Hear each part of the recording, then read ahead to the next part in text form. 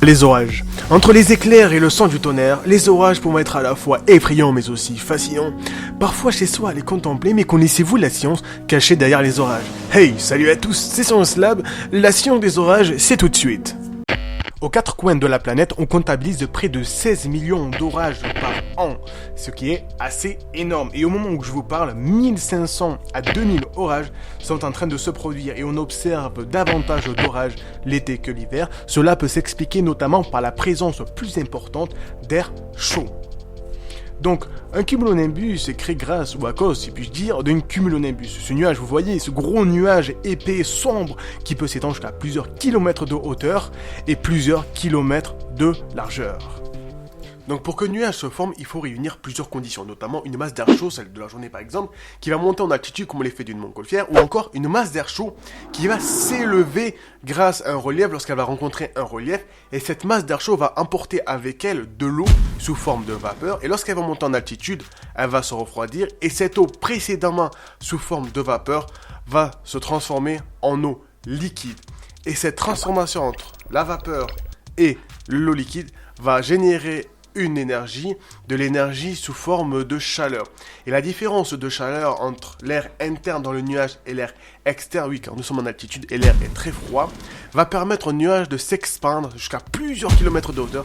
Et voici la naissance d'un cumulonimbus qui va s'étendre jusqu'à plusieurs kilomètres de hauteur et plusieurs kilomètres de largeur. Ça va s'étendre jusqu'à s'aplatir au niveau de la troposphère où la température interne et externe va se stabiliser aux alentours de moins 40 degrés Celsius. Donc ici, vous pouvez voir la formation d'un cumulonimbus et comme je vous l'ai dit précédemment, ce sont des nuages qui sont assez denses. Donc ce sont des nuages gorgés d'eau qui sont à l'origine en fait des grosses averses que vous pouvez rencontrer lorsque vous avez un orage.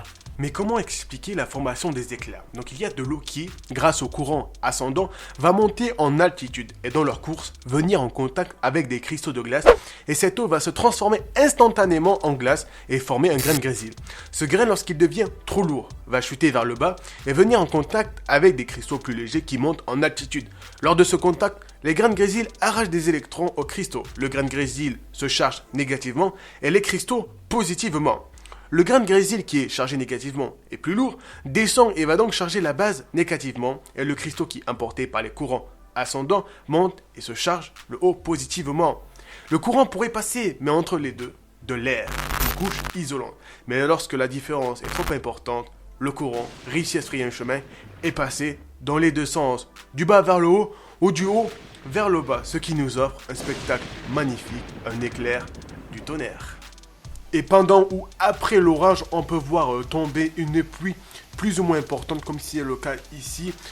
J'étais chez moi, dans mon jardin, j'ai pris ma caméra, j'ai filmé, et voilà à quoi ça ressemble après l'orage. Donc une pluie assez importante.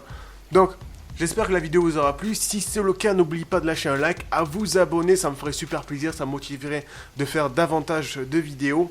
Et moi, je vous laisse sur ces magnifiques images d'orage, de pluie. Et moi, je vous dis à la prochaine pour une toute nouvelle vidéo.